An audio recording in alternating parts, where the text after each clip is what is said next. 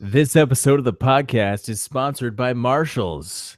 Just kidding. No, it's not. We're not sponsored We're by not Marshalls. sponsored by anyone. No. Hello, friends. Welcome to another episode of TV is Our Real Mom. I'm Dave. I'm Catie.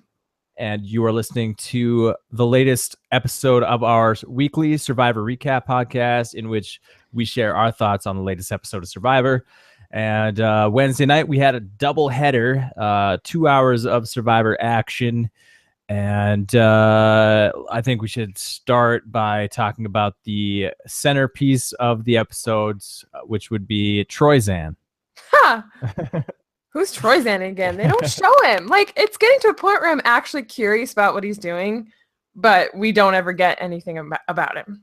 It's weird. He never talks in these episodes. Yeah, I don't know.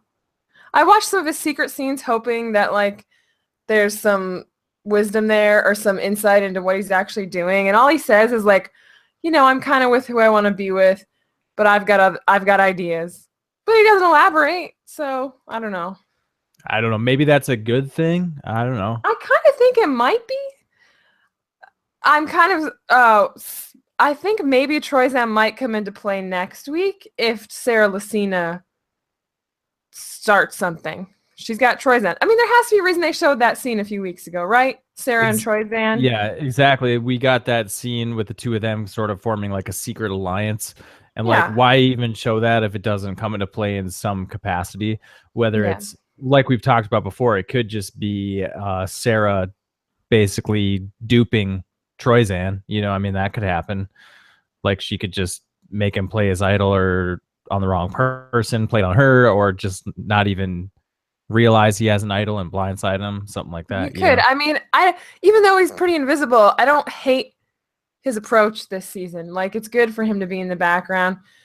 And Cirie was invisible, but then all of a sudden last night or Wednesday night, bam, it was the Cirie show. So, right.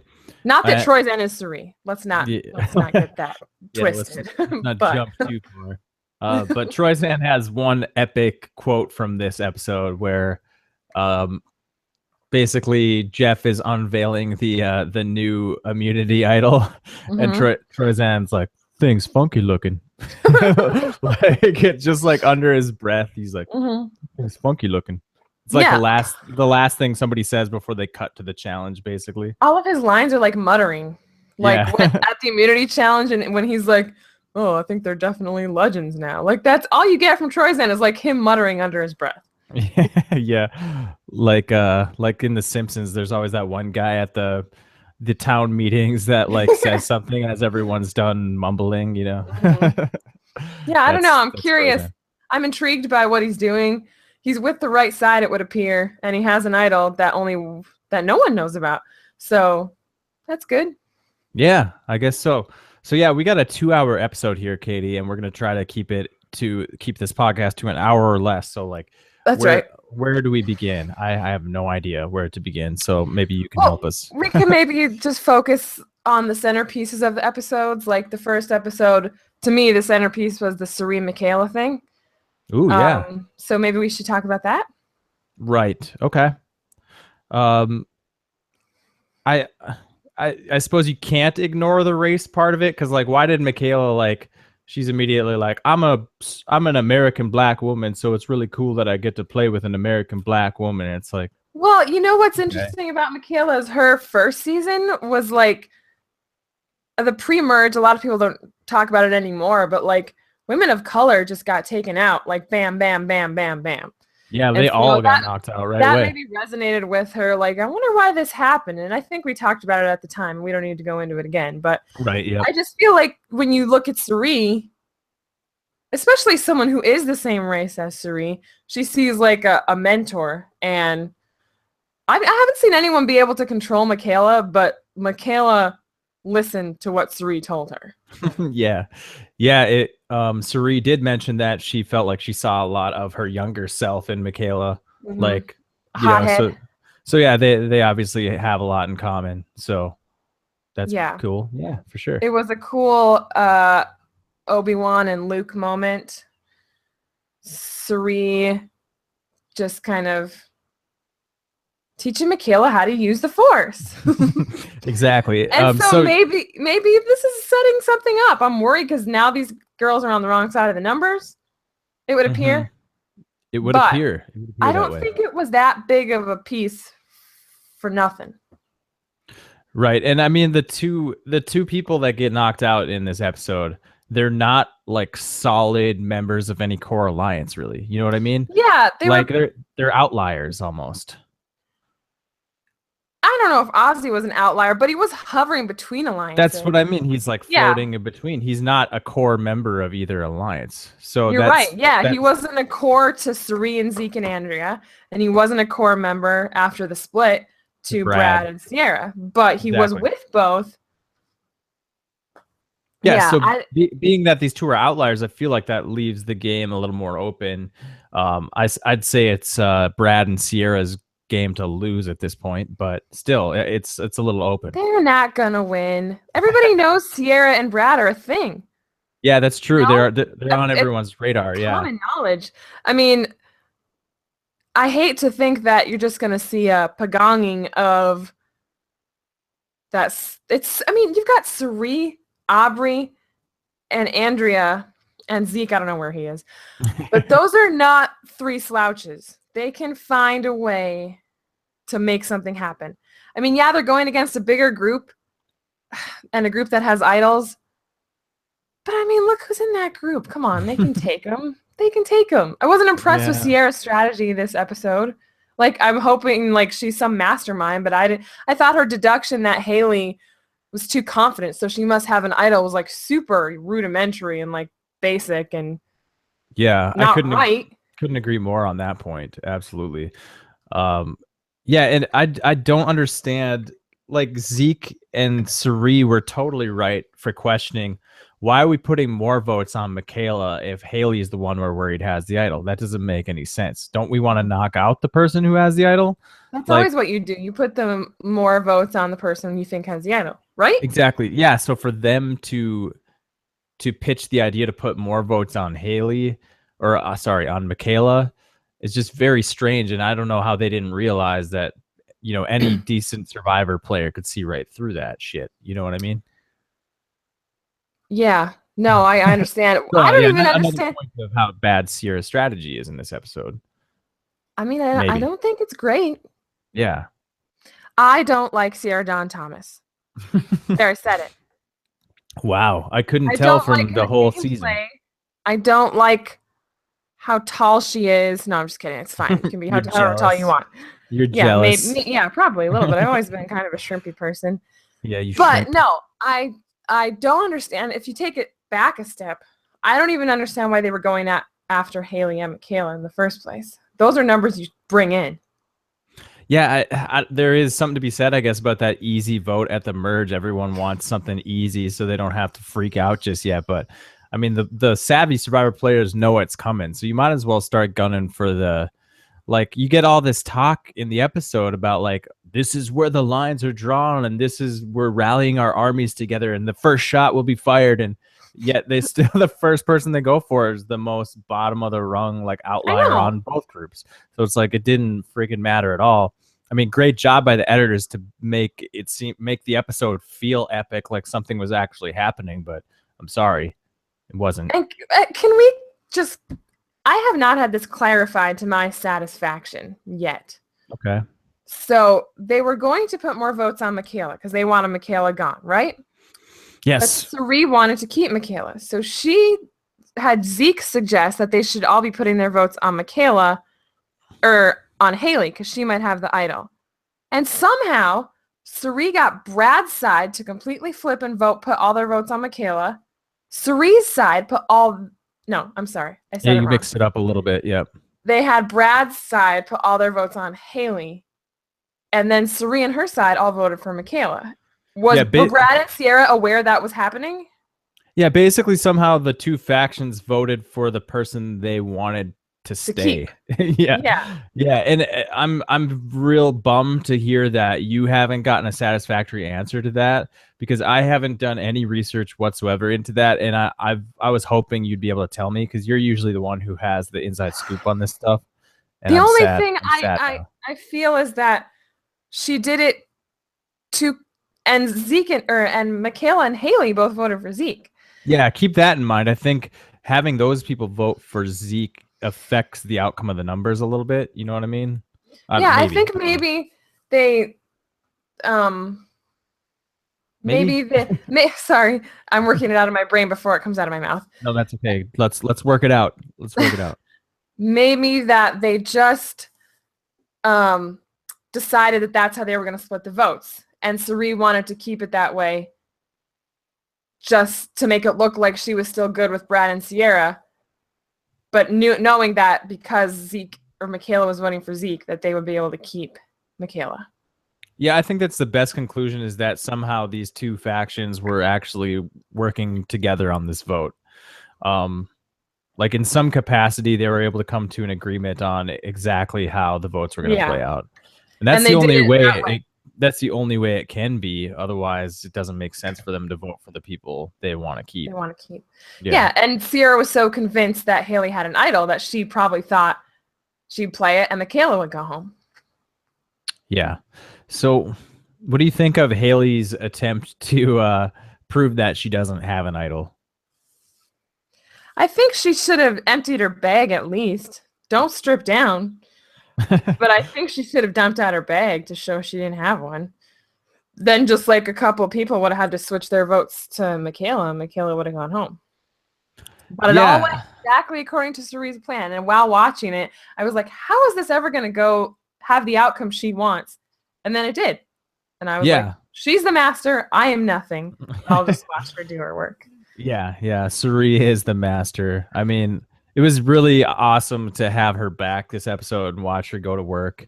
She really knows what she's doing. I mean, like when she was so quiet the entire first part of the season, you start to be like, does Cirie still have it? Like, why? What was ever so great about Cirie? But then you start to get glimpses of it again, and it was really fun to see that, So yeah, there was something so impressive about that talk with her and Michaela on the beach. And I don't think it's just important for this episode. I think it's important going forward. So I'm going to remember that one. Yes, indeed. Locked away in my brain. Yeah, so like what were the other people thinking at Tribal? Are they questioning, is Haley bluffing? With the whole like I'll strip down right here and prove that I don't have an idol. Are they like, oh, she must be bluffing. Like, she's not going to strip. She does have an idol. She's bluffing, right? Haley has proved that she'll say the craziest things at Tribal, and they don't think anything of it anymore. At least people who've been with her. And so maybe they just thought, oh, Haley's just being Haley. She's going to pull out an idol. So they they question whether or not she actually has an idol at that point. To me, it seemed like Ciara was the only one super convinced she had an idol.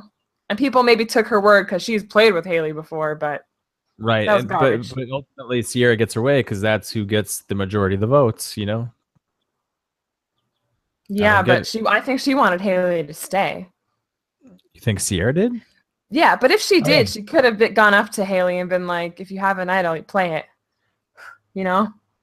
Yeah, maybe Haley was just more on the outs than they let on, Yeah, I think since her exit interviews, she's mentioned that she was drawn more to the mono people, and at that double Tribal, she wanted Brad out, but no one was biting, so she went with the Malcolm thing, but it kind of severed some trust with them, and so she never really was on solid ground with them after that.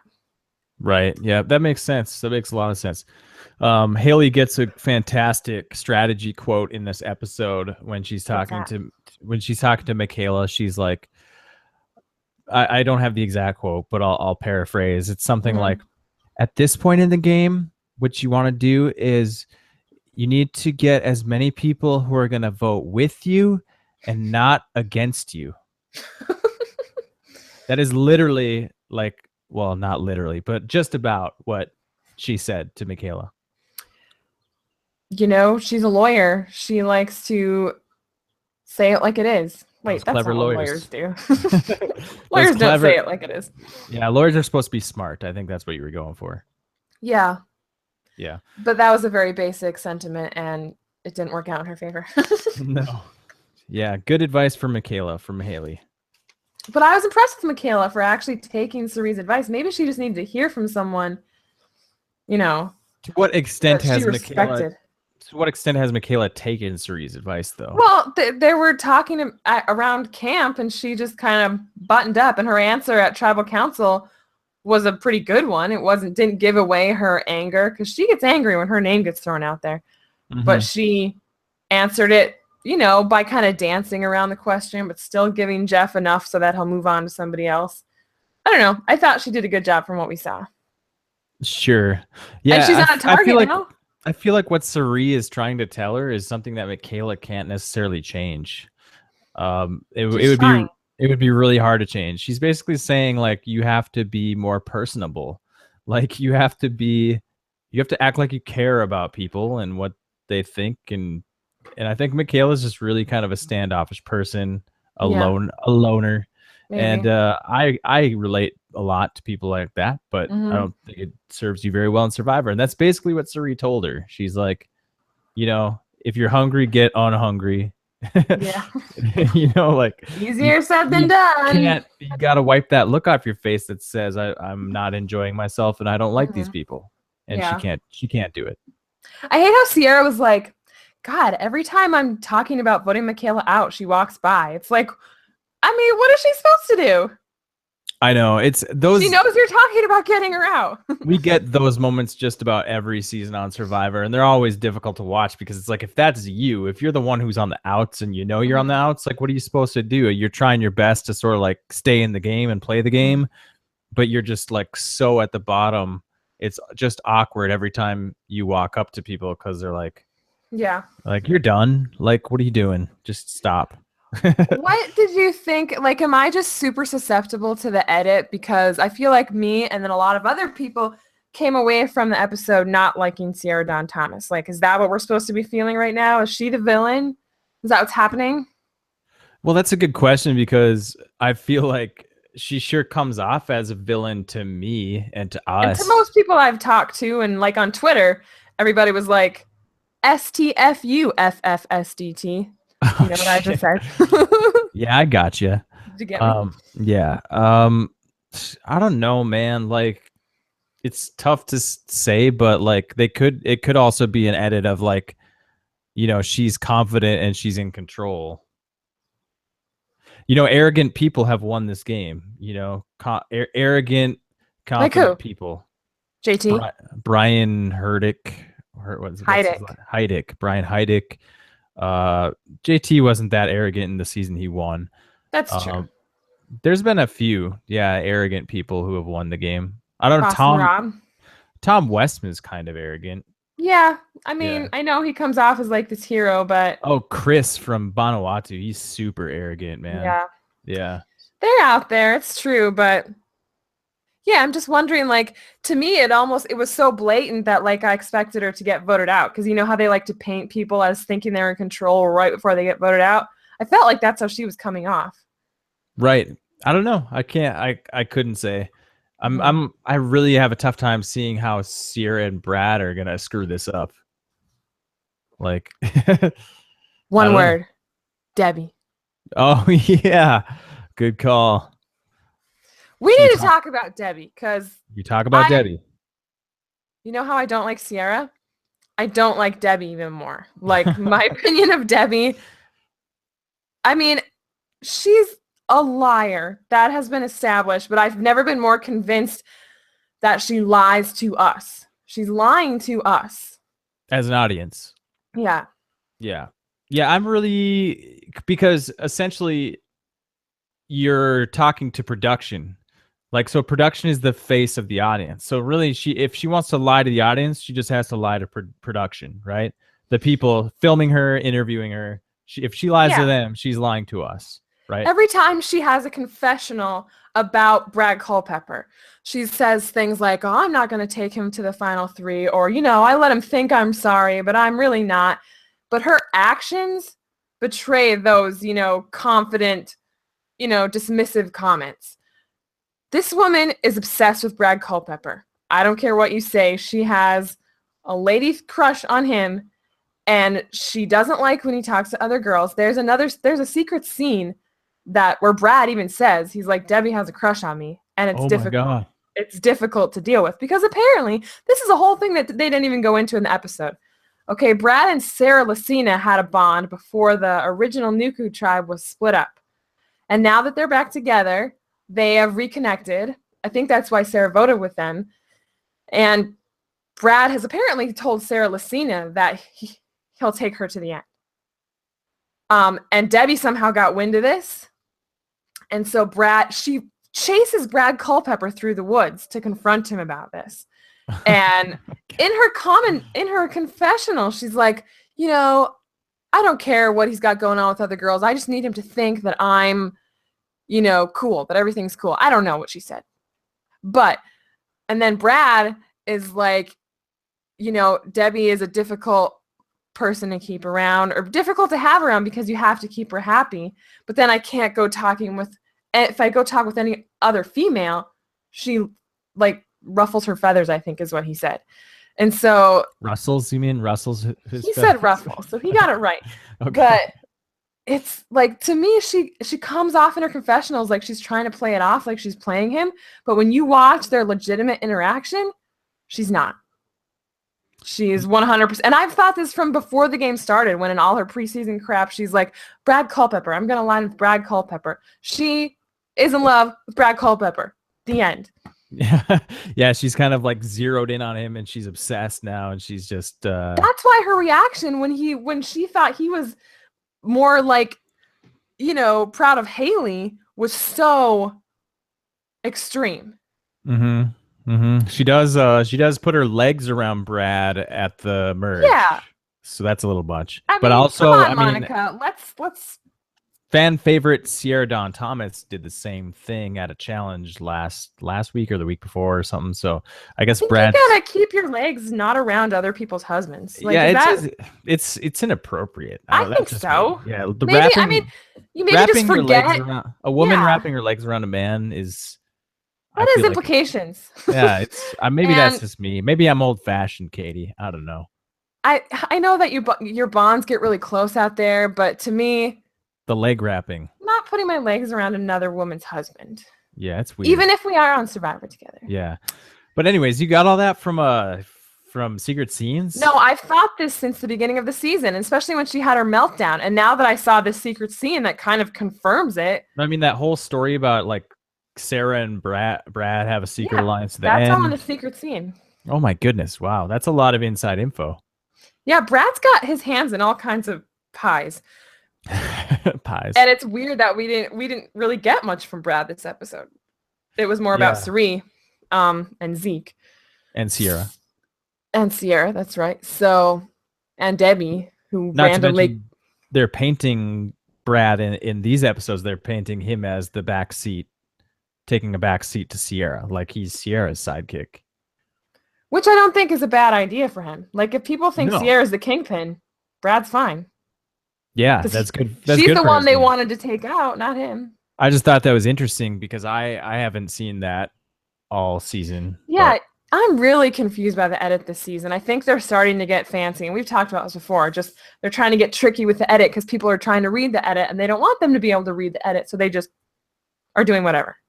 To be honest, I like that. No, I do too, but it's like I like being surprised more than anything. It's like, yeah, anything you can do to keep me on my toes and surprise me, that's good. Yeah. Because I mean, like we said in this episode, the first episode we get like Haley's the boot, and yet it felt like it was some epic build up to that. I mean, you got to do some fancy editing to make that happen. So that's true. Yeah. Well, it doesn't hurt to have a Jedi Padawan mentor session in the middle of it. Yeah, that definitely helps. Okay, I lost my train of thought. Anyways. Well, so Haley's gone. Do we need to talk about the Aussie being gone thing? Or are we done talking about that? One more thing about Debbie. This is like the question of the 2 episodes that is burning me up. Let's hear it. Burning me up. Was she really drunk? I don't know, because she lies. Exactly. Like, I really can't pin it down even for myself. Like, whether I think she was actually drunk or not. I can't trust her confessionals. So I don't know. Yeah, maybe the truth is always somewhere in between. So, like, let's say she had 2 glasses of wine. So she's buzzed.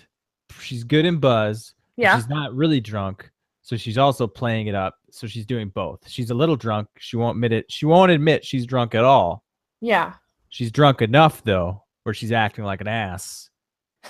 You know what I mean? When you haven't drank in a while and you have like 2 sips of wine or whatever you prefer to drink and you're like, woo! Oh, yeah. And not to mention... That could very well happen, and you could feel like an ass half an hour later and then be like, I wasn't drunk. Yeah, no, and that's what Debbie does. I think Debbie is the queen of revisionist history. She will rewrite what happened to suit what she wants to portray in her game. So, yeah, I think what happened was she had some wine and she weighs like 70 pounds and she's starving, has an empty stomach, and she drank a little bit of wine and got freaking blasted like fast, and then she tries to play it off after the fact. Although the only thing that makes me think she wasn't drunk and she was faking it was there was a shot of her like saying, I was so wasted, and it was like over the top, you know. It was like you could tell it was somebody acting like they were drunk. But I don't know. What do you think? What's the verdict? What's your verdict? I think that we can't make a verdict because she's unreliable in her narration of events. It's the same with the Brad Culpepper stuff. She tells us one thing, her actions around actual Brad Culpepper speak differently. So when everybody was saying how she's never going to go to Brad Culpepper, she hates him, I was like, she'll be back with him in 2 seconds after the merge. Believe me. Yeah. And Andrea and Zeke were talking, and they're like, oh, we can't tell Debbie anything because Debbie is I think Debbie really likes Ciara Don Thomas. So, and I think that's true. I think Debbie is sort of like buddying up to Ciara. So I think they're onto something with that too. So between Brad and Ciara as a duo, they kind of have Debbie in their pocket. Yeah. I think so. Yeah, I think so. Yeah. We're going to do a Fargo podcast after this, right? That's right. I'm practicing. So we better get our North Dakota accents ready. I use mine every day. Shouldn't be too hard. Yeah. So can we talk about, I'm kind of jumping all over here. You can rein me in if you want to, Catie, but it was an all over the place episode. So whatever. Yeah, let's talk about Zeke. Can you tell me what the hell is going on with Zeke? That's an excellent question.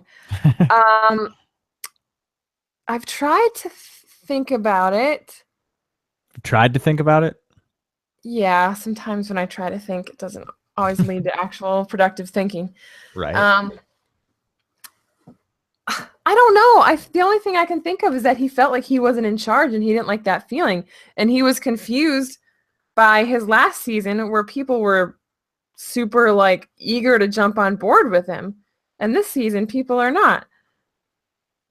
And I don't know why he would, at 12 people left, why he'd think that's the time to turn on your allies. Because, like, he has to see that there's loyalty on the other side, and they're not going to just welcome him and put him higher in their ranks, you know? Like, I don't know. Yeah, I see a super fan who's bored / disappointed. Like, that was my biggest read on Zeke was at the beginning of the second episode. Zeke is walking in the jungle with Cirie and Aubry, and he's like talking to Cirie. He's like, I don't know what's going on. I thought you were the one who always knows what's going on. You tell me what's going on. He's like kind of like he's kind of like being mopey about how he's basically out of the loop because he's not in charge. And I see a super fan who's disappointed that things aren't going his way. Yeah, and that could be. And like you said, he wants to be in charge. He wants to be dictating the game. And like, it doesn't matter if he turns. For me, it doesn't matter if he turns on Andrea and Cirie. I don't think that's a good move. I don't think that's going to help him at all. I think it's just going to make things worse for him. But at least that way he gets to pretend like he's doing something. He gets to spin his wheels. You know what I mean? Yeah. And it's sad. It's sad that a week after his triumph. his triumph last week, it's weird how it's like a tragedy and a triumph kind of lumped into one with it's last true, week's yeah. episode. It's both, isn't it? But yeah, and here we are 1 week later, and Zeke is just blowing up his own game. I don't know what he's thinking. It's nice to return to just Zeke the Survivor player and rip his game apart. Yeah. But absolutely, yeah. I think you're right in that he's not in charge with them, and so he's jonesing for a move. And so out of just like some need for a fix of making a move, he goes to Ty and Debbie of all people. Yeah. Yikes. And he knows Ty and Debbie because he watched their season just not long before this happened, you know? So, or maybe he didn't. He must have watched it in between because they were filming his first season while this was on TV. But anyway, he saw it, I'm sure. Yeah, like when he got back from Millennials Gen X, I'm sure he went and downloaded Survivor. I'm sure, and I'm sure they usually give him like tapes or whatever, DVDs in Ponderosa, in Sequester, whatever they're doing. So really, they let him watch Survivor in? Oh yeah, they do that. They do that in Big Brother all the time because Big Brother is like notorious for casting recruits, people who've never seen the show before. Mm-hmm. So they're sequestered for like a week or so before they even go in the house. So they give them like all the seasons on DVD. They don't have to watch them, but it would behoove them to watch them. Oh my goodness, that's super interesting. Yeah, but anyway, I'm sure Catie again with this, the inside info. I love it. I'm not proud. But it's something I'm sure Zeke did in his 2 weeks between games. But just being around them, you would think he knows these two. Ty's got the loose lips, and Debbie's crazy. So that neither of those is a good option. Both of those is like doubling your odds that it's going to blow up in your face. Yeah, and neither of them are buying this really. I mean, no. Debbie really doesn't buy it. Once again, though, we can't. What do we know? She never tells the truth about anything, not even to us. I'm so sick of her. I'm sick, yeah. And it's not because she got out Ozzy. Like I knew this is Ozzy's time to go. Like this is when you get Ozzy. But I'm just tired of Debbie. Yeah. Well, and maybe Ty's buying it because I mean he feels a connection with Zeke after the last week's moment, but yeah, I don't think either of them are on board. And so yeah, Zeke is making a move, and the way he describes it too in a confessional, he's like, I think now is my chance to make the big move that's going to define my season. It's at like 12? Okay, wait, 12. You turning on your only allies at 12. Yeah, it doesn't make any sense to me. And that's the thing. Hindsight is 2020. Like if Zeke wins this season, we'll be like, oh my God, that was the move. So it's like, what do we know? If he wins the season, it'll be in spite of this move, not because of it, because it didn't work. Right. And he knew it didn't work. And now he's going back to camp with people like Andrea and Cirie and Aubry. It's pissed at him. Yeah, and but you think they're all going to gun for Zeke now? I mean, I don't think they should have gunned for him in the first place, and it would behoove them now to try to rein him back in. But that's what I mean. I don't see that happening. I don't see them. I hope not. I mean, I think the reason they play it up in the preview is because, of course, there's going to be a blow up immediately after Tribal. Andrea's pissed. Yes. So there's going to be a confrontation, but I think cooler heads will prevail. And they'll see that they have no choice but to work together. Zeke has to grovel. Zeke has to just be like, hey, guys, look, I just felt like I needed to make a move.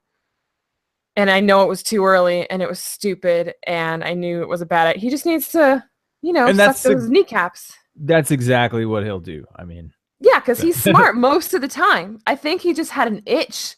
Like maybe, I don't know. Like everything we just said, I feel like we're pretty on to something with that. But this is a minor spoilers for Survivor Brooklyn, which I never watched, by the way, but I know what happens. What happens? Spoiler. So I'm not going to spoil it too much, but basically in that, what is it, a YouTube series? I have no idea. Sounds right. I think it's a YouTube series, but Andrea and Zeke played together. Mm-hmm. and Andrea did better than Zeke. Mm-hmm.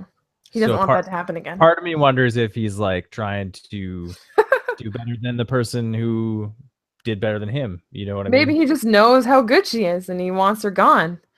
But well, too, that definitely is a factor, I think. Yeah, but I still think, look at the Brad and Cirie side. Like, it wouldn't hurt to get one of them out now, you know? That couldn't hurt your game. Let's get Brad out now. Andrea says clearly that she wants more than anything to get one of those two out. Yeah. And Zeke messed it up. If Zeke hadn't come up with this, I need to make a move, they probably would have gotten her out. Maybe not. Maybe my math is wrong. I don't know if they have the numbers. I never really crunched those. That's another. Weren't the votes weird in the second vote too? Yeah, Cirie threw a hinky vote out for Cirie. Weren't there a couple of those? I thought there was another. Well, and then Zeke voted for Aubry because if you remember earlier in the episode, Cirie said they would tell Zeke they were voting for Aubry. Oh yeah, so that's what they told him, and he clearly abandoned his get out Andrea plan. I fully intended to go look at the votes for this episode, and I forgot to because they were so weird. I didn't know what was going on, and I wanted to educate myself on that, but I forgot to. So yes, Cirie voted for Cirie in some like handwriting that you couldn't pin to anyone. Right, it was supposed to be like a weird font. Yeah. So it was a hinky vote. She threw out a hinky vote. And what is the point of putting it on Cirie? Like, why? Because Ciara's going to go back to camp and be like, who voted for me? Be nervous. And it causes chaos. It's another Big Brother trademark. Again, cool. I'm embarrassed. I dig it. I dig it. But you don't see it a lot in Survivor because it causes, you see more of in Survivor, like even if you need to vote out your friend, you don't want to, you still vote them out because you don't want to be the person who didn't put their vote on that person. Right. So it's weird to see a hinky vote, but it didn't work in this case because she thought Zeke was going home.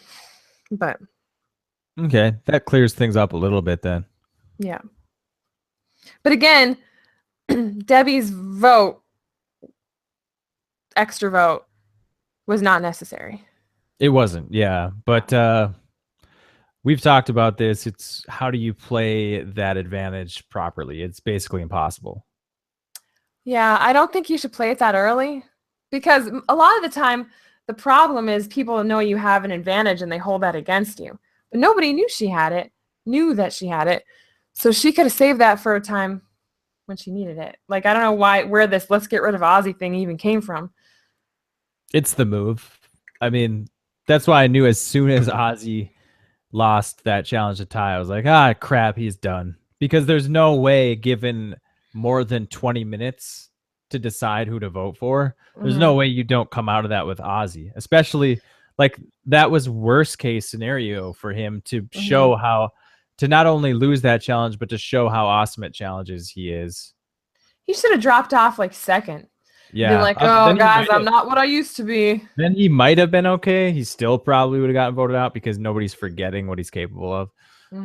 But yeah, it was just worst case scenario for him. It's a no-brainer to vote Ozzy. Like, you knew eventually they were going to be like, oh yeah, Ozzy, duh, yeah. Why do you think they gave Debbie credit for all that? I mean, was she the only one to think of it? No, I don't even know that it was just her idea. I'm sure Brad was on the same page. It's just that she pitched it in such a brash and what's the word I'm looking for? Help me out here. I don't know. She pitched it so confidently, I guess, that it made it easy to slip that into the edit. You know, you're looking for sound. You're looking for sound bites that deliver concentrated information quickly. And Debbie's conviction with how she said it was just the easiest. That's my thought. She's going to be taking credit for this till the cows come home, when getting rid of Ozzy is like the most pedestrian move you could have made.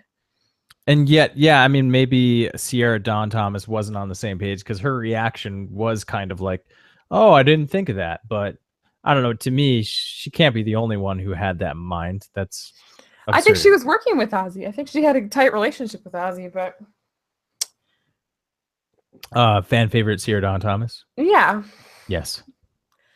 And maybe she was hesitant to cut someone she had a working relationship with, but... Yeah, that's a good point, but I don't think it took her long to be like, yeah, that's the move. Yeah. Yeah. And I'm disappointed. I don't know why I was rooting for Ozzy this season. I was never. I mean, I don't know. I liked Ozzy in South Pacific, the first Survivor I've ever watched, and I only liked him because I didn't understand the game yet. You know, like most casual watchers of the show, they like him for his island abilities, you know, and his physical appearance. Like, let's not mistake who the casuals like. They like the handsome men, Joe, Ozzy, and long-haired men, Malcolm. Yeah, they like the island guys. Yeah, they do. So you know, and I like two of those guys, but I enjoy the island guys. It's nice to get like a chill dude in the mix once in a while, you know? Yeah, I think Ozzy's just too chill. Like, he gets wrapped up in the survival part of it to the point where he neglects his game and he doesn't really care to get involved. And he talks about this in his Ponderosa video about how it's like you ultimately have to face a choice. Like, would you rather in the moment enjoy this experience and go fishing in his case, or like waste your time being stressed and cold and calculated? And he clearly chooses the former every time because he doesn't end up a winner. He just can never let that provider thing go, you know? Yeah, that's never gonna work. Yeah, I mean, it's not enough. Even when they're like at the merge and like looking at the food, Jeff asks him, you know, how important is food in this game? He's like that right there, pointing at the food. He's like, that is super important. And it's like, you know, I feel like that's where Ozzy should, if he was good at the game, have a revelation, be like, you know what, Jeff? We're all starving and it's important, but there's more important things if you want to win this game, or something like that. Not to Ozzy. Yeah. Someone it was Troyzan actually had a good secret scene confessional, where he talked about how Brad and Ty, how they gave up the merge feast to just sit on the log so everyone else could eat. And he made a good point and said, favors are never repaid in Survivor. Like, being the provider isn't going to buy you any more time than not being a provider. And giving up, you know, your reward isn't going to buy you any more time in the game. It might make you more of a target. It might buy you a couple days or something, but yeah, it won't be something that wins you the game. Nobody cares. No, there won't be sympathy. Cares. Yeah. Like when Joe passed out in that challenge against Keith, did they let him stay because they felt bad for him? No, they voted his ass out. Yeah, because he happened to lose that challenge. Nobody cares that he gave it his all. The Facebook fans cared. Yeah, they all cared. How dare you vote someone off who passed out for this game? Girl, it happens all the time. Meh. All right, what else we got? What haven't we talked about yet?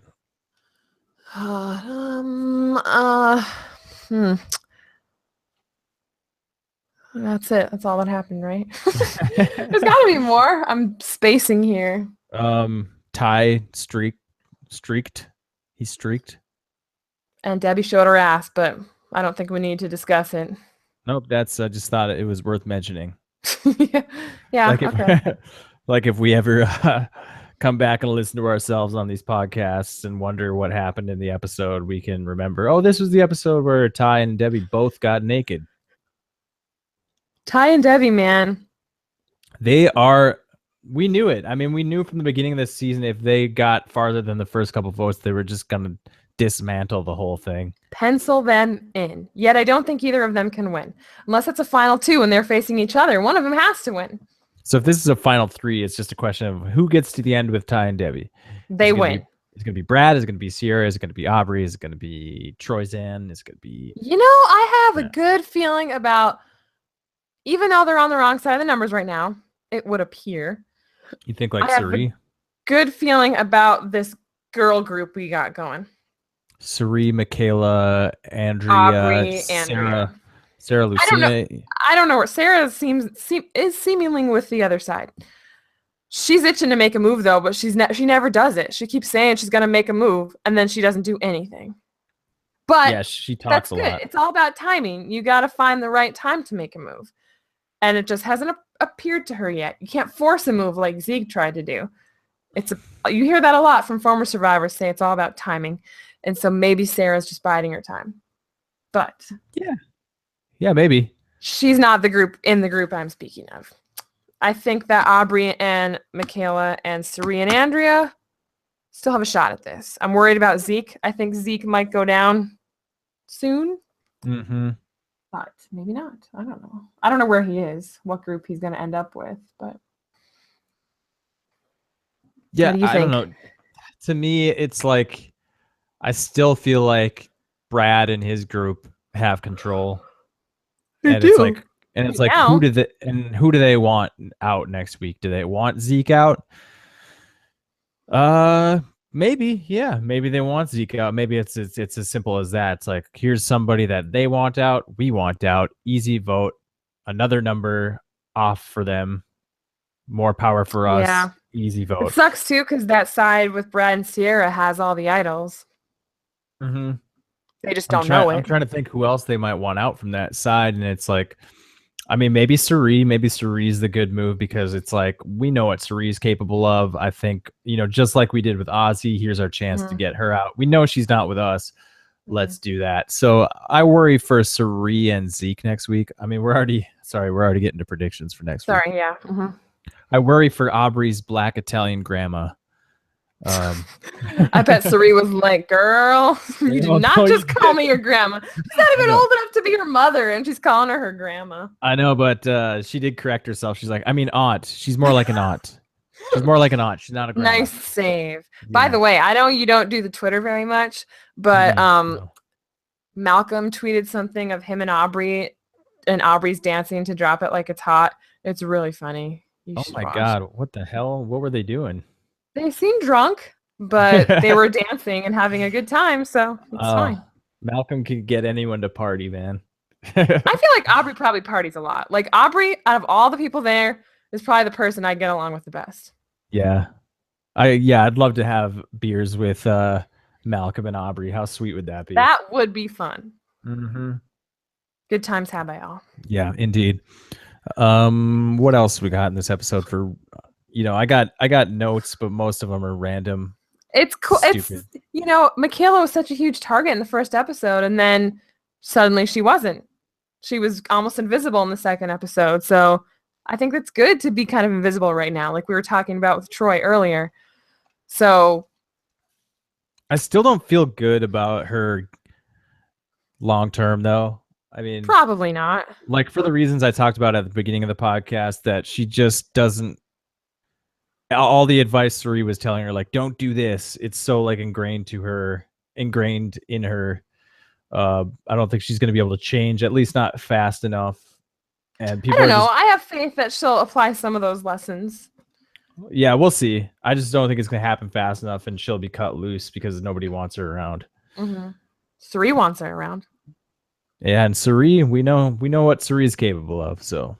Yep. Okay. Do you want to talk about challenges at all, or probably not? No. Oh, I did want to say that it was kind of fitting that in Ozzy's, the one episode where Ozzy gets eliminated is where douchebag Ozzy kind of comes out again. Reemerges. What did he? Oh, when he was getting cocky on the pole. Or when he threw a tantrum during that reward challenge that Ty and Andrea forgot the fish. He was like kicking the sand. Oh, yeah. Well, that's just that's passion and competition. I mean, I know, but when he left, he was like, "Good luck not eating," and then he just like shook his head. Yeah, he still doesn't get it. Like, he doesn't. He really thinks that like he's their only hope of eating. It's like, dude, there's rewards. There's rewards. There's so many ways you can eat. I mean, also, Brad's not an idiot. Like, there have been 30 seasons of Survivor without you, and no one has starved to death. Like, everybody's okay. Exactly. Like, we talked about it. It's so true. I mean, he still places way too much importance on the food thing, the provider thing.